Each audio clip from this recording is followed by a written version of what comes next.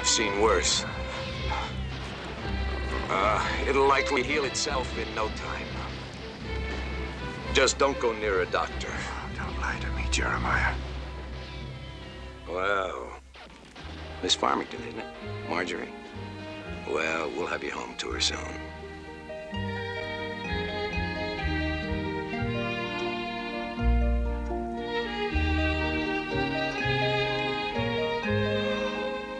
Marjorie. Marjorie, you have to have something blue. I do. Where?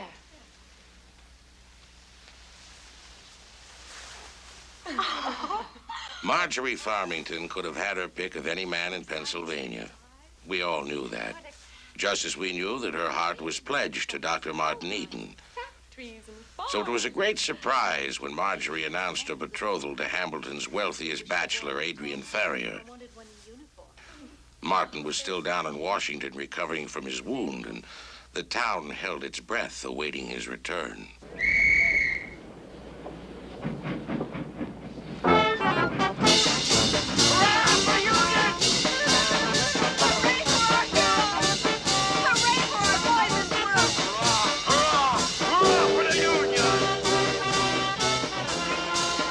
The band played, the flags waved, and the crowd cried hurrah for their heroes. Lee had surrendered, the Rebs were whipped. But the men who came home on Miss Farmington's wedding day did not act like heroes at all. No laughter, no bragging, no stories of glorious triumph as they greeted their families and loved ones. They could only look at them exhaustedly through pain-dulled eyes. And the loved ones looked back and saw strangers.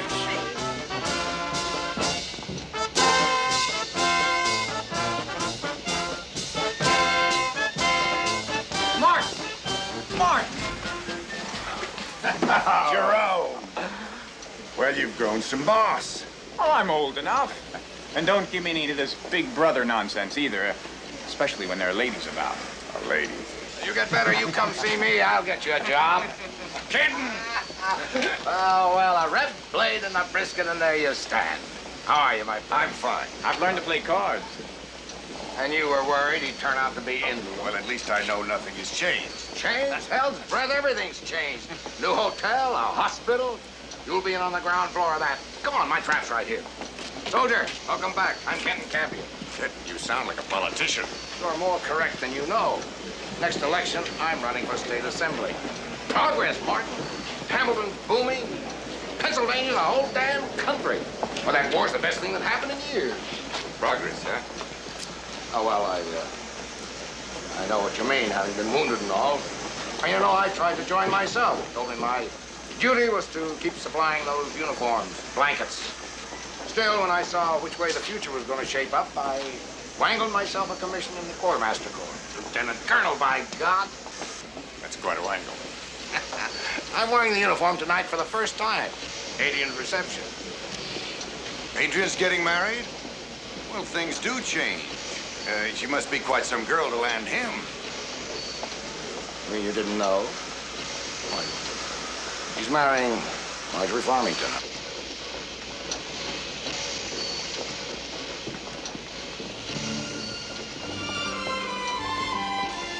Speaking for myself, dear friend, I believe in Mr. Lincoln's exhortation. Bind up the wounds of our poor nation. Well, so do I, as long as they use our bandages. It may not be a joke for us. Congress calling every war producer a profiteer. Kenton, you know Flora Bumstead? Of course. I promised she'd dance with a uniform tonight, and yours is by far the most grand. Dear lady, our uniform is yours to command. Shall we?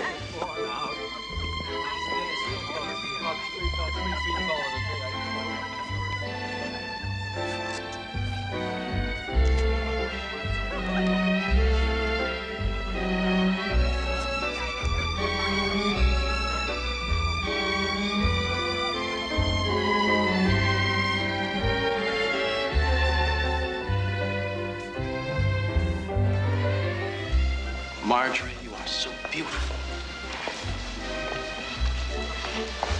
So handsome that every woman here is wishing me scales and warts. Oh, you must be mistaken, my dear.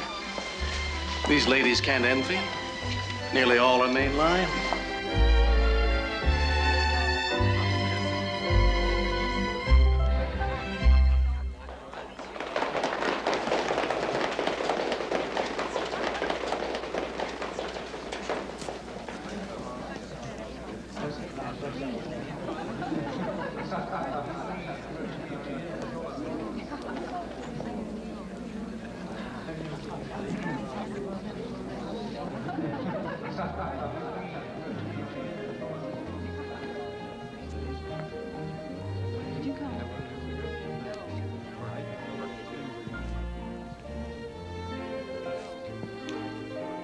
Martin. What a wonderful surprise. We had no idea you'd be back. Apparently not.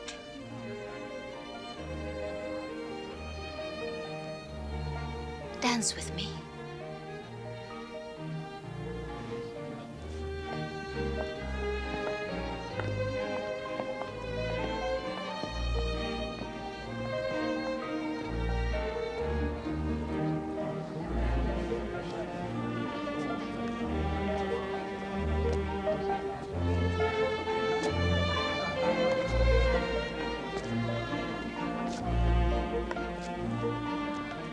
You've thrown it away.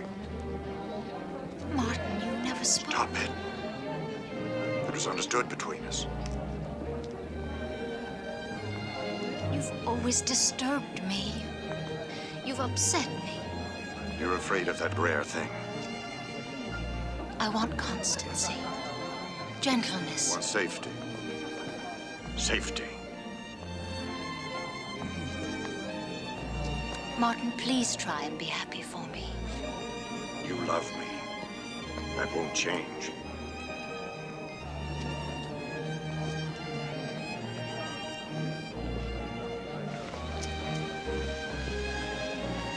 I'm glad Martin's back.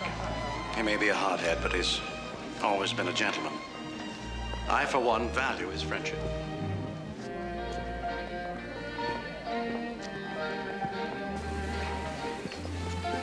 My friends! My friends! How can I tell you? President Lincoln has been shot. During the year following Mr. Lincoln's assassination, Dr. Eaton married Flora Bumstead. None of us really believed that it was a love match, but a doctor needs a wife, and if Flora felt herself cheated, she gave no sign. They were neighbors to the Ferriers, friends even, and Martin was named godfather to the first Ferrier child, Jonathan Matthew. 2 years later, Marjorie gave birth to a second son. Harold Joseph was more flamboyant than his brother. If Martin's life with Flora was not made in heaven, it was not made in hell either. They were comfortable together, polite and respectful. But knowing he could never possess Marjorie, Martin poured his passion into his work. You're well, Martin. Oh, yes, yes. I hear you're working almost round the clock. Well, building a hospital and maintaining my practice is very time-consuming. You mustn't give all your time to the hospital, Martin. You have a home.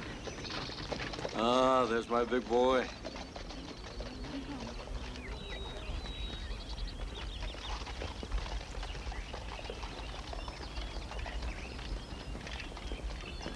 It's a shame Flora lost her baby. Martin loves children so. She can have more, surely? God is perfect. Not only will we own the land, we'll be the sole suppliers of their every need. Damn it, Adrian, those Redskins will end up owing us money. Kent, the Secretary of War, how can we be sure that he'll do as he's told? He understands, as we all do, that progress cannot be impeded. Well, I suppose if we don't do it, someone else will. Marjorie, forgive us. We've been neglecting you.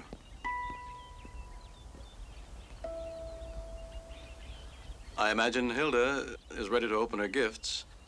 Kent tells me his cook has made ice cream. No marriage dies in a twinkling instant.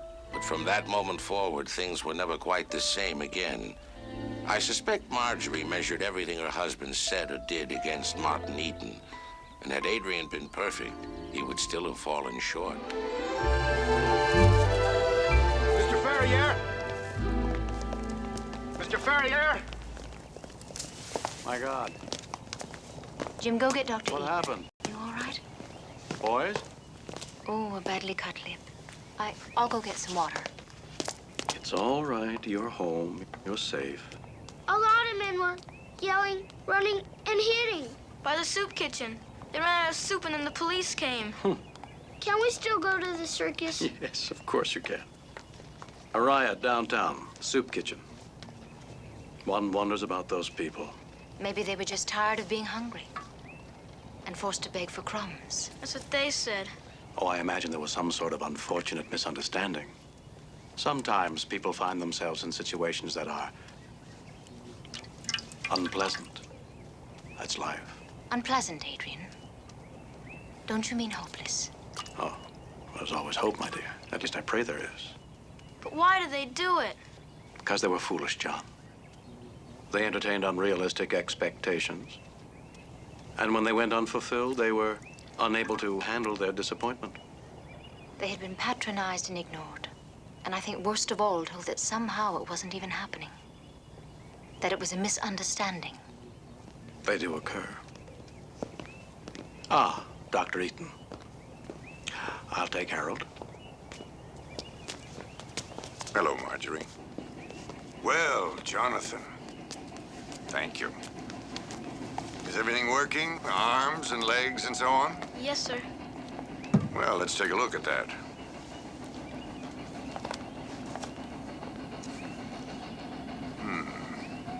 John, I think we're going to have to stitch up your lip. Suture it.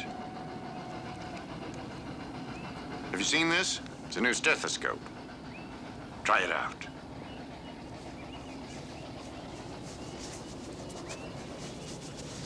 Will it hurt? Oh, yes. Especially this part. This is a carbolic solution. You have to make very sure that the wound is clean. Wound? I've been wounded? Well, that's the term for it medically.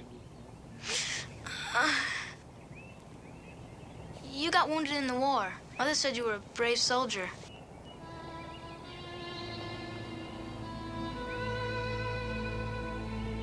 I think a very foolish soldier. Jonathan, you remember when I was in Philadelphia last month? I heard a man speak at a medical meeting. His name was Joseph Lister. And he found out some very interesting things about infection, sepsis. Sepsis? That's right. Remember, we were talking about bacteria. Well, he says that bacteria are the cause of sepsis. And he thinks that if things are kept very clean during operation, we won't have so many deaths. Now, I'm ready to stitch up your lip. Suture it. Suture it.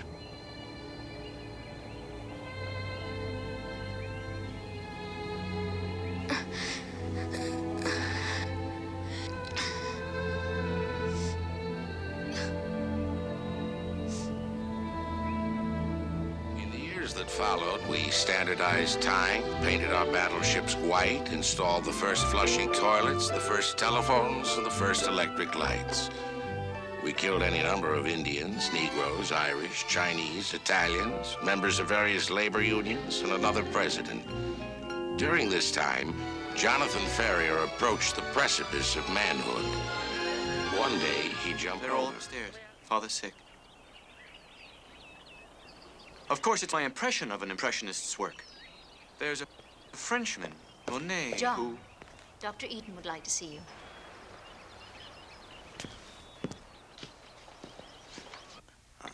Sensitive.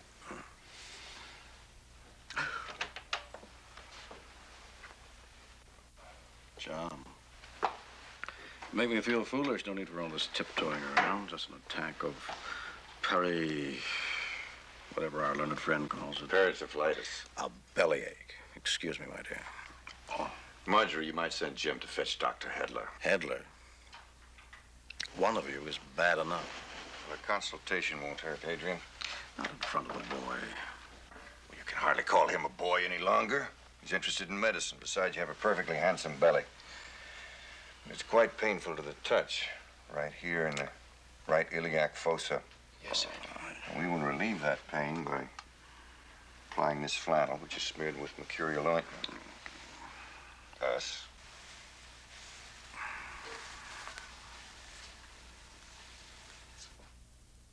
Can't you at least stop the vomiting? Jonathan, please.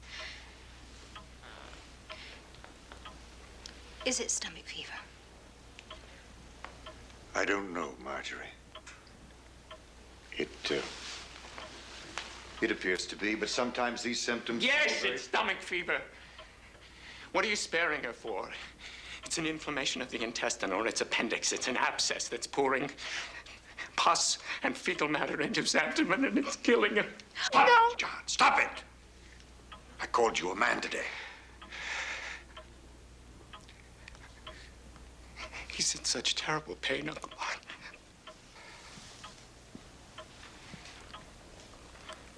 I know, Jonathan. But it is his pain that matters, not your own. Yes, sir.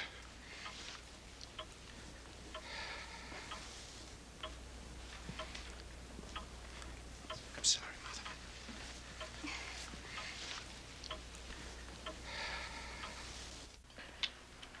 Nothing helps. Peritonitis.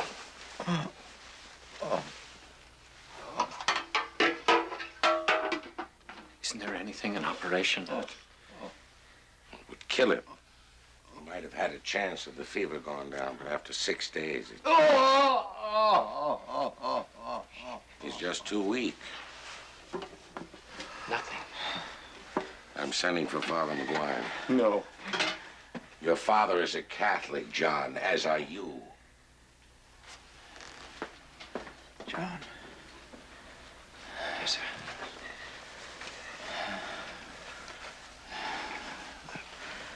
I want to tell you some things.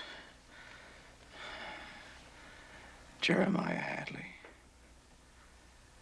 has all my instructions. I will. No, Father, please. Listen.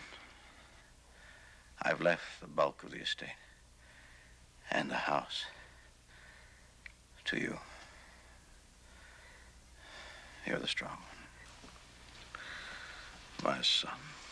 Always have been. I've provided for your mother and Harold, of course. Oh, my dear. I was hoping we'd have a moment. John, if we may. Yes, sir.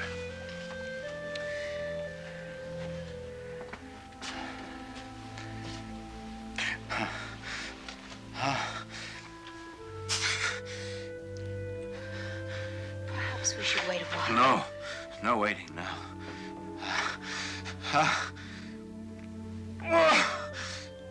Forgive me. One begins to wish it were over. Marjorie, I know, as man and wife, we have been distant. And you have looked on me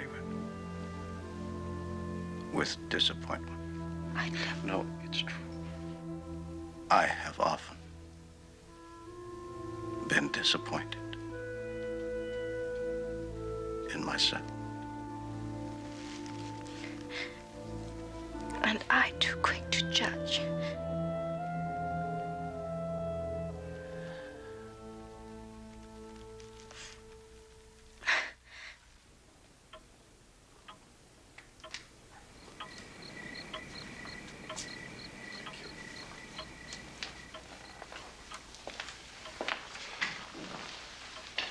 How is he? He's in such agony, Martin. Well, I have something that should ease him a little. Just came in from Boston. You should get some sleep. Harold, bring her upstairs.